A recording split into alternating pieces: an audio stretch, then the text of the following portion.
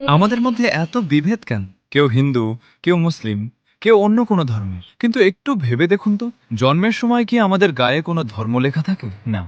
আমাদের সবার রক্তের রং একই, সবার চোখের জল একই, সবার হাসির মূল্যও একই। তাহলে কেন আমরা একে অপরকে ঘৃণা করব? কেন রাজনীতি বা অন্য কারো কথায় নিজেদের ভাইদের থেকে দূরে সরে যাব? মনে রাখবেন, রাজনীতি বদলায়, সময় বদলায়, কিন্তু মানুষের সম্পর্ক যদি একবার ভেঙে যায়, সেটা জোড়া লাগানো খুব কঠিন। এই দেশ শুধু একজনের নয়, আমাদের সবার। এখানে মন্দিরের ঘন্টার ধ্বনি যেমন আছে, তেমনি মসজিদের আজানও আছে। এই বৈচিত্র্যই আমাদের শক্তি, দুর্বলতা নয়। তাই আসুন, আমরা কাউকে তার ধর্ম দিয়ে বিচার না করি। হিন্দু, মুসলিম বা অন্য যে ধর্মেরই হোক, সবাইকে সম্মান করি। কারণ ঘৃণা কখনো শান্তি আনে না, ভালোবাসাই মানুষকে মানুষ হিসেবে বাঁচতে শেখায়। শেষে শুধু একটা কথাই বলবো, আমাদের সবচেয়ে বড় পরিচয় কোনো ধর্ম নয়, কোনো জাতীয় নয়। আমাদের সবচেয়ে বড় পরিচয় আমরা মানুষ।